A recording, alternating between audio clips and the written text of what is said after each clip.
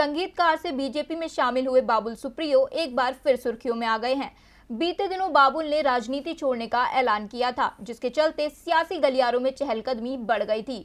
उनके इस ऐलान के बाद से वो राजनीतिक पार्टियों के निशाने पर आ गए, जिसके बाद बाबुल ने एक बार फिर फेसबुक पोस्ट लिखी।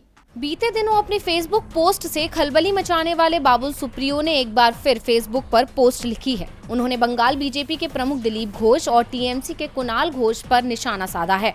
उन्होंने दोनों नेताओं के कमेंट का स्क्रीनशॉट भी लगाया है। उन्होंने इस दौरान लिखा है कि मेरे फैसले पर आप लोगों ने जो कहा है वह मैंने पढ़ा है। हर कोई अपने हिसाब से मेरी बातों का मतलब निकाल रहा है, साथ ही मेरा समर्थन या विरोध कर रहा है। कुछ लोग अपने हिसाब से भाषा का इस्तेमाल भी कर रहे हैं, यह सब स्वीकार है मुझे, लेकिन मैं अपने काम से जवाब दूंगा। काम के लिए सांसद या मंत्री होना जरूरी है क्या?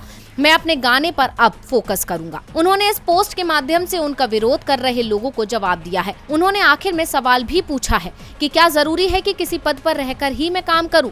दरअसल बाबुल सुप्रियो ने राजनीति से संन्यास लेने का ऐलान कर दिया था, जिस पर बीजेपी के प्रमुख दिलीप घोष ने प्रेस कॉन्फ्रेंस कर कहा था कि राजनीति में आना या इसे छोड़ना उसका खुद का फैसला हो सकता है, लेकिन फेसबुक पर पोस्ट लिखकर राजनीति नहीं छोड़ी जाती। उन्होंने इस्तीफा नहीं दिया है। वहीं टीएमसी के कुणाल घोष ने बाबुल के इस फैसले को ड्रामा करार दिया था। उन्होंने आगे कहा था कि असल में वह पॉलिटिक्स छोड़ना नहीं चाहते थे, वो बस लोगों का ध्यान खींचना चाहते हैं।